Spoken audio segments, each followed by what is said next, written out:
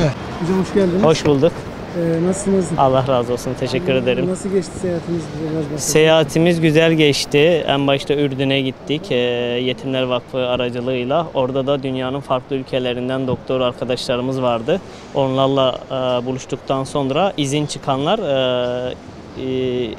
Filistin'e geçtik. İşgal altındaki topraklara.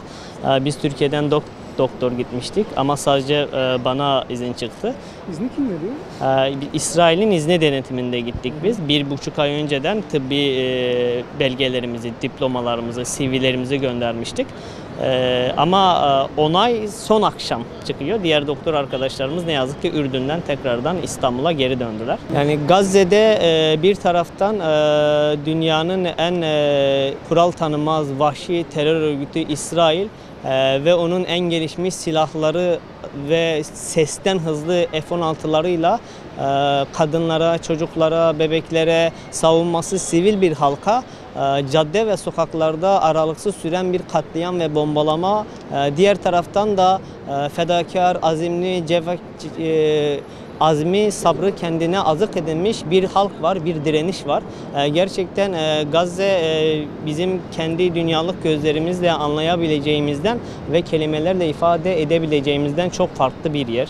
Gazze'de çok ciddi bir sağlık krizi var, sağlık problemi var ve özellikle İsrail hastaneleri yıkıp saldırmasının en önemli sebebi oradaki halkın direncini ve umudunu kırmak. Bunu bilinçli bir şekilde yapıyor.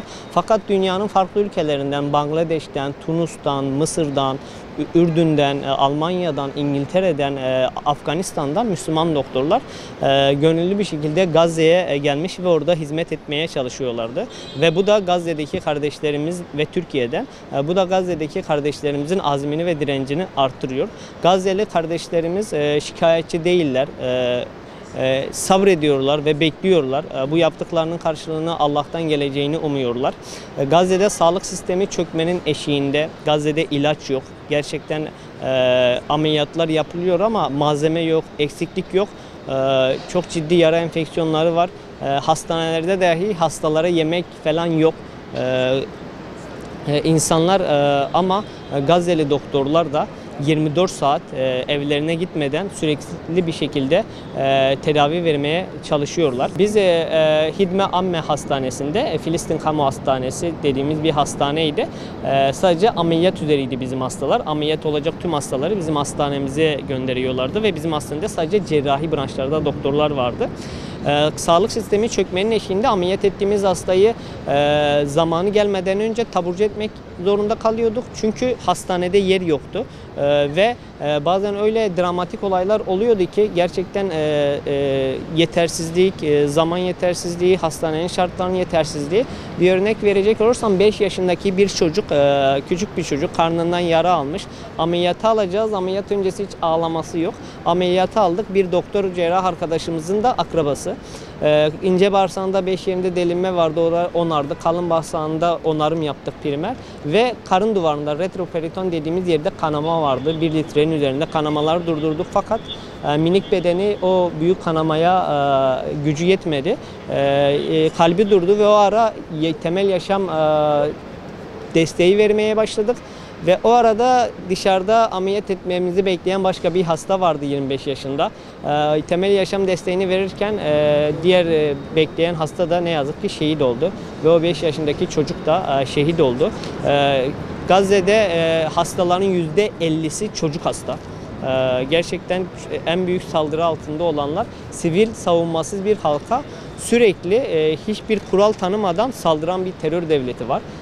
Ve en büyük amacı oradaki halkın direncini kırıp kendi istediği şekilde hareket etmesini sağlamak. Biz girerken resmi prosedürlerle ve izinle tabi olmuştuk.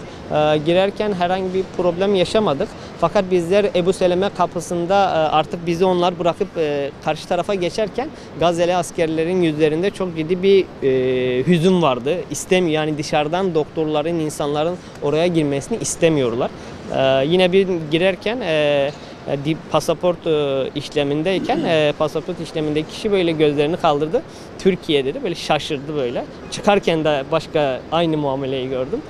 Türkiye dedi. Böyle Türklerin o bölgeye gitmeleri onları gerçekten şaşırtıyor. Ama farklı dünyanın farklı ülkelerinden mezhep, din, ırk fark etmeksizin ortak payda Gazze'de ve Müslümanlar o bölgede hizmet etmeye devam ediyorlar. Gazze'de sağlıkla ilgili en büyük problem gıda eksikliği, beslenememe. Yani insanlar beslenemiyor. Günde bir öğün dahi beslenemeyen insanlar var. Gazze'deki insanların şu an tamamı zayıf. Ve Gazze'li bir insanın bir gün boyunca yapmış olduğu en büyük iş günü şu uğraşla geçiyor. Gün boyunca biraz gıda bulabilmek ve su içebilmek, su bulabilmek. Tüm günlük tüm faaliyetleri çocuklar içinde, bayanlar içinde, bebekler içinde bu maalesef ki. Ve gıdaya ulaşım çok sınırlı. İnsanlar çok ciddi bir açlık çekiyorlar. Su çok sınırlı. Bu sebeple temizlik ve temizliğin olmamasına bağlı bulaşıcı hastalıklar çok fazla. Bizim güvenliğimiz şöyle. Biz oraya giderken Allah'a tevekkül edip gittik. Şehadet bizim için Kudüs yolunda, Mescid-i Aksa yolunda şehit olmak en büyük makamlardan birisi. Korkmadık bu yönde. Ve Allah'ın bize yazdığı o ölüm zamanı gelince kimse onu engelleyemez. Gelmeyince belki ölümü senden Azrail engeller. O sebeple korkmadık. Korkumuz yok. Allah yolunda ölmek bizim için en büyük makam. Orada risk var mıydı? Vardı. Biz El Baptist Hastanesi'nde tatlı ikramında bulunduk hastalara, yüzlerce hastaya ve yakınlarına. Bir gün sonra o hastanede havan atışı oldu. Top atışı oldu. Laboratuvar kısmı zarar gördü. Ölen bir insan olmadı.